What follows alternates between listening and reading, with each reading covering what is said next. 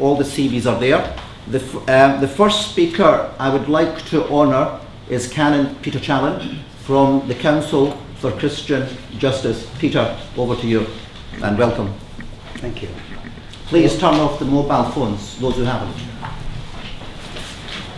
I think we meet within the context of the universal search at the heart of human experience for inclusive justice, but we haven't done very well. And in this place where many titles, earned and unearned, abound, I choose to address you as peers of the earth. That may be more than realm, unless of course it is the realm of Allah, the realm of God, the realm of natural law and ceaseless creativity.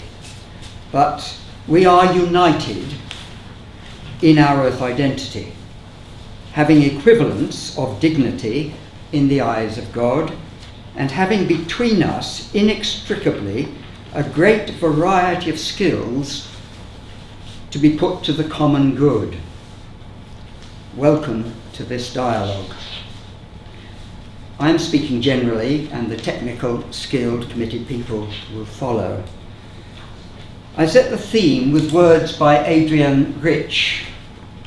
My heart is moved by all I cannot save.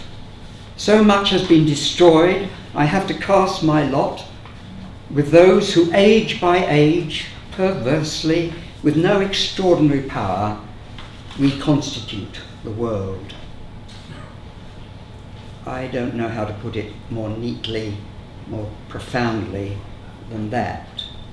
In the face of immense complexity and the need for genuine humility, let us acknowledge that there are serious question marks over isolated expertise.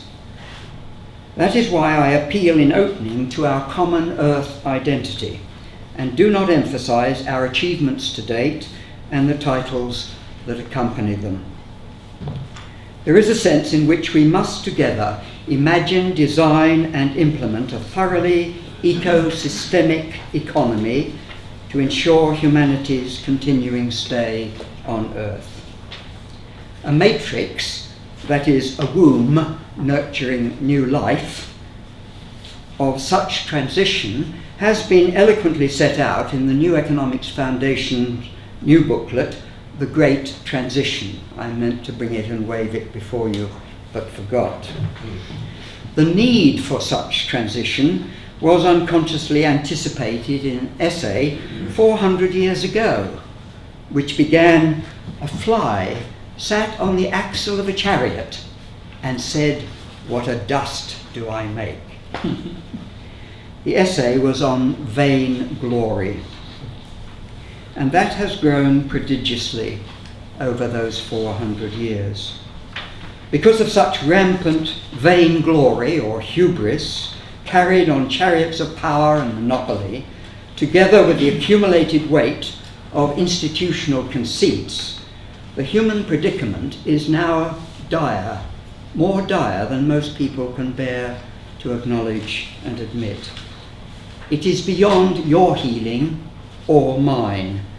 Only in coalition for the common good, for inclusive justice, can we find any realistic hope of sustaining life on this planet.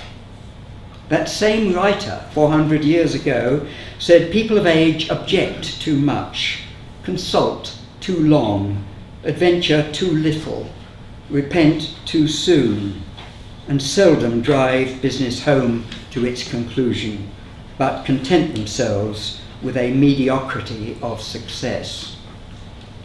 Hope is not in a mediocrity of success, but in the restoration of societal sanity and the creating of ways of exchange that work for everyone and protect the earth in the now global human and other species community. It can only lie in serious transdisciplinary exploration of common purpose. Peer review entirely within a single discipline is highly dangerous to common purpose, to universality, and to inclusive justice.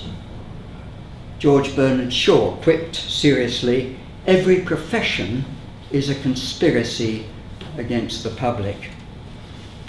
In the great timeline of philosophy and religion, common purpose is persistently expressed with utter simplicity, yet carrying an immense burden of responsibility. Love God and love neighbour. Expanded in the light of contemporary quantum physics and quantum theology, that means love the laws of nature and your interdependent relationship with all species. In that context, the human predicament is dire, deeply, deeply so. Our systems have mocked natural law. Vested interests have blocked inclusive justice, building up their defensive structural weight over many centuries. Whatever we discuss this evening must take account of powerful drivers affecting all new investment criteria for individuals, for groups, and for institutions.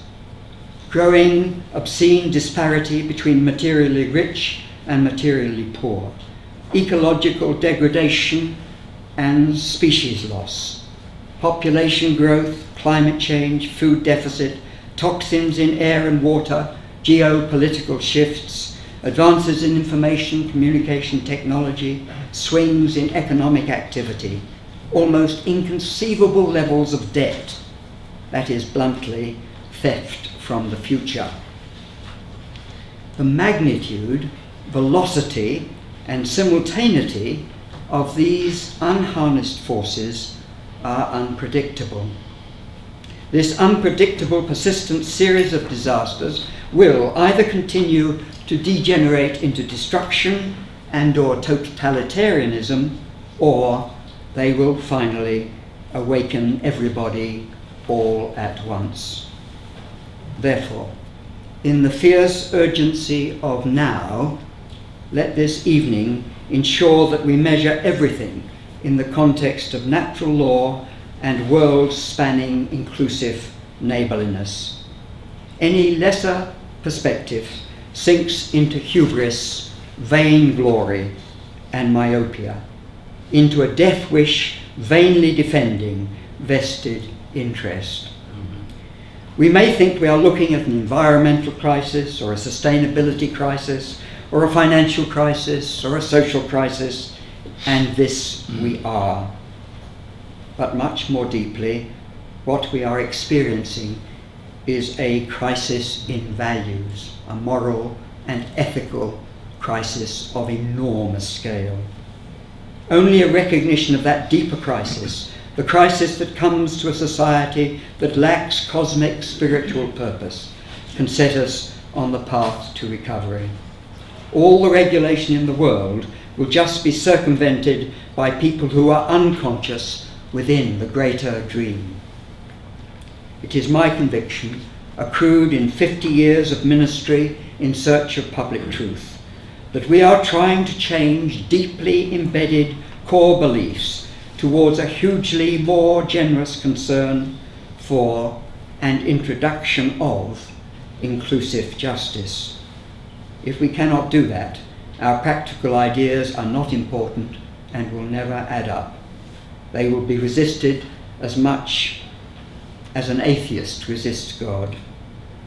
We must find a way to convince people first that robbery, either through money or land ownership or both, is immoral and unsustainable.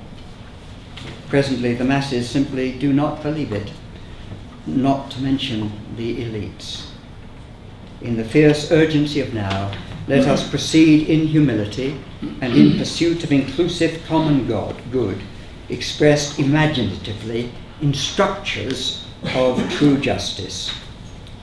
As the World Cup of football international fervour fades, let us determine the imminent arrival of a World Cup of compassion and inclusive justice. Amen. Thank you.